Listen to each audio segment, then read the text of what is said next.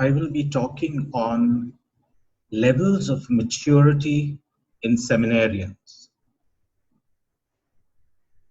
In the socio-cultural context of today, marked by new and rapid changes, the formation of future priests is an important and demanding task.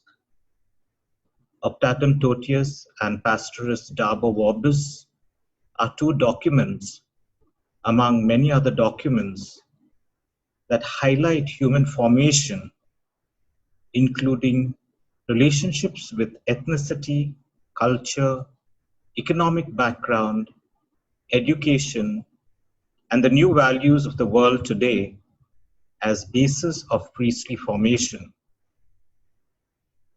Formies need to be assessed on these parameters as they indicate continuity in ego development. Ego development has been defined as a process of meaning making within progressive developmental contexts.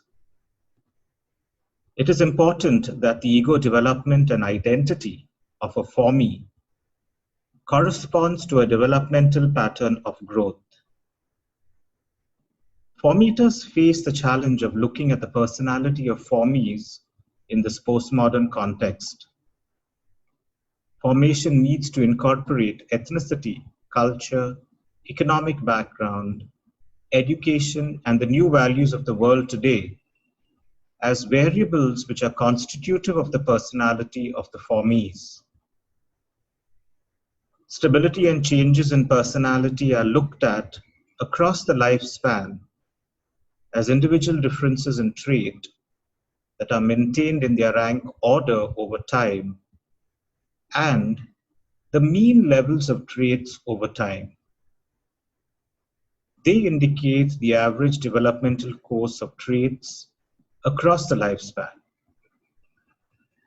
Importantly, for seminarians, is the developmental dynamics through which interpersonal relationships, especially with parents or caregivers, help in forming relational representations of the sacred. Therefore, relationships with people who serve as spiritual mentors, teachers, or admired role models can be deeply influential on psychosocial development. The holding environment in spiritual formation can provide a sense of attachment that helps when various issues arise at the various developmental changes in the seminarian's overall growth. So therefore, there is a relationship between maturity and development. As a person ages, he or she responds to various kinds of demands, either instinctually, emotionally, culturally, or in other ways. Age-appropriate responses are developmentally related. The age and developmental demands are expressed in the attributes of persons. Among these attributes are autonomy, interpersonal adequacy, and social adequacy. They also include moral affective capacities like empathy, compassion, gratitude, especially for clergy and seminarians who hold virtue acquisition as a priority. These interact with age, ethnicity, culture, economic background, and education. Personal attributes enable an individual to adapt and relate. A person might have reached a chronologically adult age without reaching the corresponding maturity for that age on these attributes. If maturity for an age is not reached at a stage of development, it would indicate some anomaly in the normal developmental process of that person.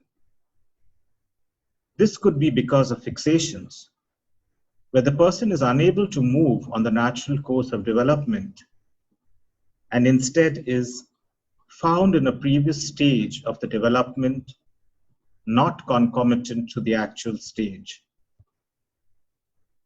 Development may stabilize once individuals reach a developmental level rather than a particular age. Also, there is a variability in developmental levels, suggesting heterogeneity development in the transition to adulthood, consistent with an individual approach to personality development. The seminarian explores patterns of relationship with self and others, and the struggles with self and others which are important and relevant.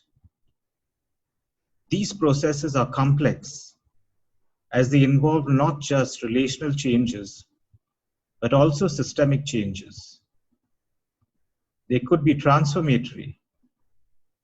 The changes are ongoing processes across the life cycle, as human systems are continually challenged to adapt to their changing contexts. This is important to consider in view of a life without sexual relationships. Formation has changed considerably since the 1980s with the introduction of programs that emphasize spiritual and academic formation. The focal point for development is growth in emotional maturity, vocational commitment, acceptance of celibacy, and cultural, socioeconomic, familial, emotional functioning, and self-care ability. Therefore, for seminarians, an understanding of developmental and relational dynamics are important to help them come to a better realization of themselves. A seminarian's family of origin impacts his work and pastoral relationships. It is the unconscious patterns from the core relationships in childhood that often gets repeated in the interpersonal relationships between a seminarian and who he interacts with in his day-to-day life. Therefore, in a psycho-spiritual process, it would involve making conscious the nature of the absolutes in the seminarian's inner life. Intellectual maturity is considered high. These words of Pope John Paul II from Pastoris Dabo Vobis set the context for the exhortation section on intellectual formation in seminary training.